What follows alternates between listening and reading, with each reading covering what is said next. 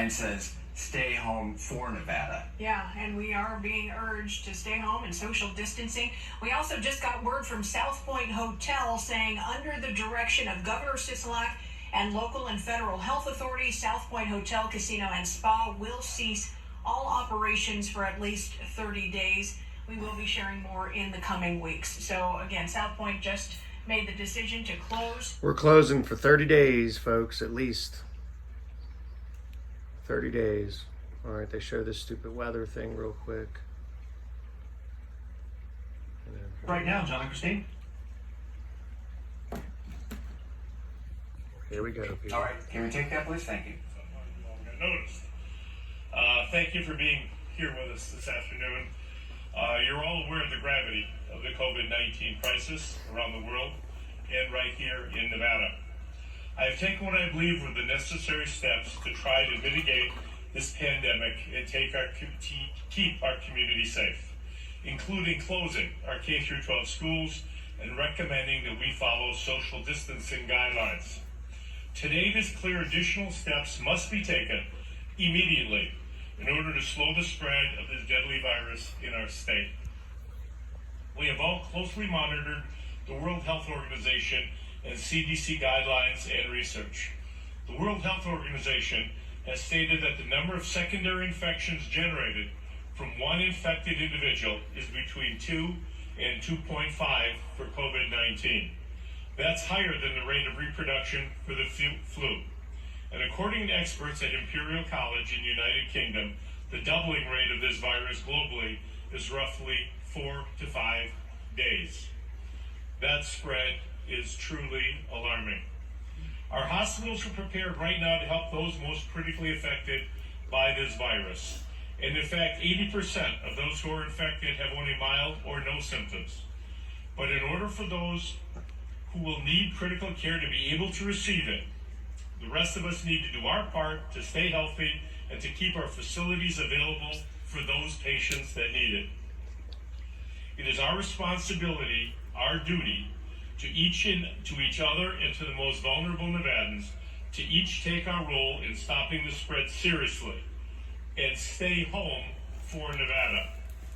Remember that these medical professionals, our doctors, nurses, emergency workers, these folks are putting their own lives at risk for all of us.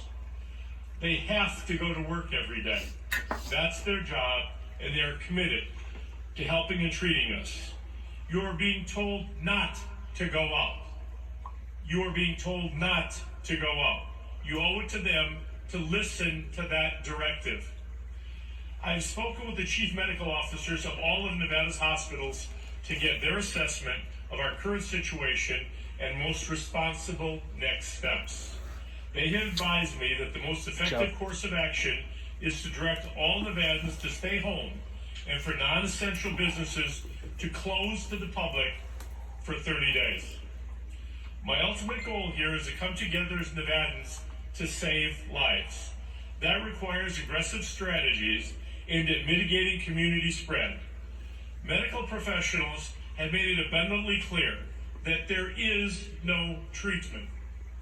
While a vaccine is being developed, we don't have time to waste. At this time, we must act aggressively and decisively to protect ourselves, our families, and our community. The following COVID-19 risk mitigation policies are proven to be effective at reducing death and illness and slowing down the rate of transition in prior pandemics. All Nevadans must ensure that 6 feet of social distancing per person for non-family members is maintained. Only essential services should remain open, such as fire, police, transit, and health care services, in addition to businesses that provide food, shelter, or social services for disadvantaged populations. Non-essential services, such as beauty shops, barber shops, nail, tanning, waxing salons should close until further notice. Only essential businesses should remain open, such as pharmacies, grocery stores, drug and convenience stores, banks and financial institutions, hardware stores, and gas stations. All gatherings should be postponed or canceled. This is not the time for sleepovers, play dates, concerts, theater outings, or athletic events. Although you might not be experiencing symptoms at this time, you may be contagious. Do not risk your health or the health of others. Many of you will not be in your office or at work over the next few weeks. This is not a vacation, and it's not a time to catch up with friends. It's definitely not the time to go to the movies. Every social contact increases your risk of exposure. The bigger the group, the higher the risk. This means that you should stay away from auditoriums, stadiums, arenas, large conference rooms, meeting halls, and cafeterias. I know in time of stress, many of you like to seek the release that comes from the fitness center. Until this risk goes away, find other ways to exercise, such as at-home workouts, hikes, or other outdoor activities. But as you do so, remember to maintain social distancing from others doing the same. Some events are unavoidable. We want you to experience the joy of weddings, but this is not the time to bring your friends together, especially if this will require travel. Consider postponing the celebration to a time when risk is low or eliminated. For my friends making preparations to say goodbye to loved ones, please limit the attendance at funeral services. Consider outdoor services where the risk of exposure is less than inside. This is only common sense. At a time when people are getting sick from simply being near others, is not the time for gyms to remain open. This is not the time for casinos to remain open. This is not the time for community recreation centers, clubhouses, movie theaters, and malls to remain open. If your business brings groups of people together, it should not be open. So are you going to send Although I every cannot tax-paying rule out saying that citizen places of worship $1,500 in should the be mail? closed, I strongly urge our faith leaders to find ways to deliver to your congregation without bringing them together in person. Charitable food distribution sites, including the meals being distributed to our students in the wake of the school closings, along with grocery stores, should remain fully open and operational. Food services for healthcare facilities and other essential facilities should remain open. Any buffet or food station used in charitable food distribution settings should be transitioned to box meals or served through gloved staff members or volunteers. And I ask grocery stores to consider setting aside shopping hours for our most vulnerable population and our seniors. Restaurants throughout Nevada, in addition to pubs, wineries, bars, and breweries that include meals provided by a full kitchen, should be reduced to serving food only in a drive-thru, takeout at the curb, or delivery capacities. No dine-in food establishments should be allowed until further notice.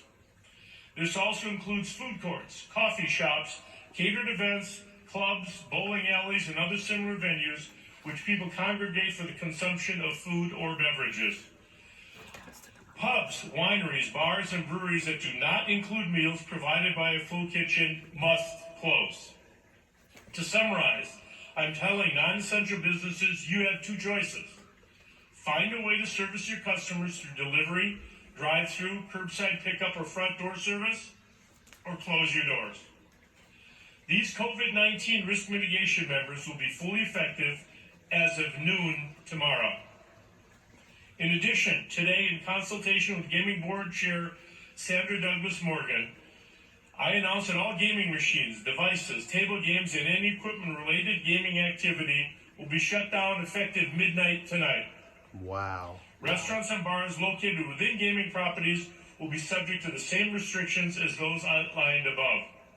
Finally, we will ensure that there is as little disruption as possible to transportation and the supply chain in Nevada during this time. Truck stops and truck service centers will remain open so that motor carriers will be able to deliver supplies as needed. I know there will be some who will disagree with my decision, some who will think this is an overreaction. I want you to know, I have spent countless hours working with medical experts, the White House, the CDC, labor and industry leaders, and I fully believe that this is an appropriate and informed reaction. We have many vulnerable populations in the state of Nevada. We have a shared responsibility to protect the elderly, the healthcare workers, and all of our first responders. I know the impacts of the decision will reach far and wide. into the homes and lives of our Nevada families. This was not an easy decision to make. But in the last few days, groups and entities across the state of Nevada have stepped up. Their efforts during this difficult time will make this storm easier to weather. In less than 24 hours, the Nevada Department of Agriculture set up more than 70 sites across our great state so that children impacted by school closures could continue to receive free meals. Charter Communications announced they'd be offering free access to Spectrum broadband and provide Wi-Fi for students. The Silver State Health Exchange took swift action, announcing a limited time enrollment. There is no better time than right now to take proactive steps to ensure your health in the future. The Las Vegas Justice Court has announced they're suspending all eviction proceedings at this time. I want to thank utility agencies like NV Energy, Southwest Gas, Las Vegas Valley Water District, and Truckee Meadows Water Authority, and many others for agreeing to suspend disconnections during this time. Our cities, counties, and state agencies have done tremendous work to limit the public's exposure while continuing to do the public's business. Also, the Nevada Department of Employment, Training, and Rehabilitation encourages all Nevadans who have lost their job to file unemployment online. Please file your claims online. The state has prepared for an expected increase by extending call center hours for individuals who cannot access these services online. There are many other examples of selfless Nevadan individuals and businesses who have taken extraordinary measures in these extraordinary times. I thank all of you for your dedication, and I know that together, Nevada will get through this. We've been working closely with Nevada's bipartisan congressional delegation, and I want to thank them for their help, both in recent days and in advance as we continue to work. Nevada needs and appreciates their leadership and hard work. Through the Families First Coronavirus Response Act, which will become law as soon as the Senate passes and the President signs it, our delegation has helped amplify our calls for ensuring appropriate testing for Nevadans and trying to ensure that our health agencies have access to the testing, protective supplies, and life-saving equipment that are necessary to protect both patients and our doctors and nurses. I also appreciate that the Families First Act will be providing expanded emergency paid leave, 2 weeks of paid sick leave, and up to 3 months of paid family and medical leave, and funding for nutrition assistance programs and school meals. We know that more will need to be done when the coronavirus pandemic has passed to get our economy back on its feet and people traveling again. In the meantime, I hope Congress will support direct cash payments to people of all walks of life so that families can keep putting food on the table, paying their rent, and keeping their lives together. We have too many people living paycheck to paycheck as it is. The pandemic will make the odds longer for many. To calm many fears or rumors, I also wanted to note that the Nevada National Guard has not been activated. However, they are always standing at the ready to assist with community support if and when they are called upon. I know this directive will cause many of our family and friends to distress, but I ask you, what are you willing to do to save your own life and the lives of those you love? We absolutely must take this step for every Nevadan's health and safety. Please take this seriously. Lives are at stake, and each day passing, this pandemic is growing. Please stay home for Nevada. I ask all of our business who must remain open to consider hiring those who will be out of work for the next few weeks. Delivery services will need drivers. Call centers will need people to handle increased volume. Stores need people to restock shelves. Please join me in thanking our heroes who continue to put themselves in harm's way to keep us safe. Our first responders and our medical community who selflessly sacrifice their own safety for all of us every day. Please stay home for them. Let us show the rest of the world our spirit, our sense of community, and our resolve to help each other and to overcome obstacles in the most difficult times. We are strong. We are resilient. We will get through this.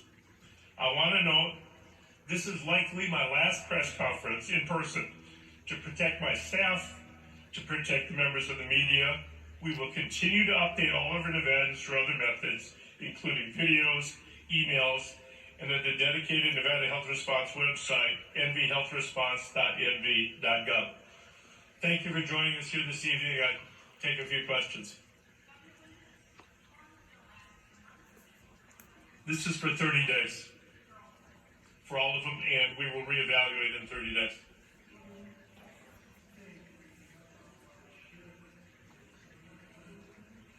It's the protection and the well-being of the people of Nevada is of my utmost concern, and they should all close effective tomorrow at noon.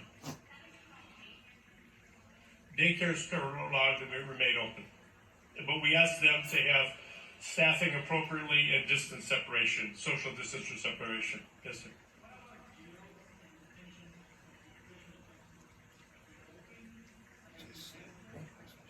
The jails and detention centers are currently operating their capacity, and that will remain the same in the foreseeable future.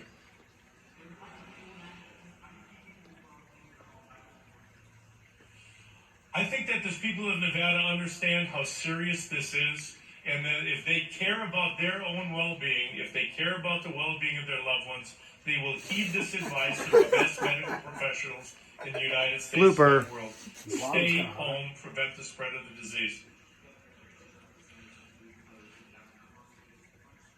Casinos?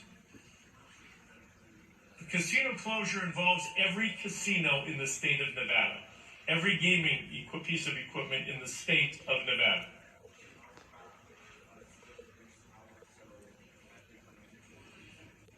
I'll repeat, every gaming device must be turned off by midnight tonight. The casinos will not be open and have any gambling activity.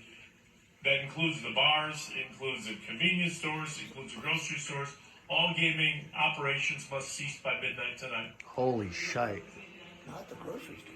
Even at the convenience stores. What's that?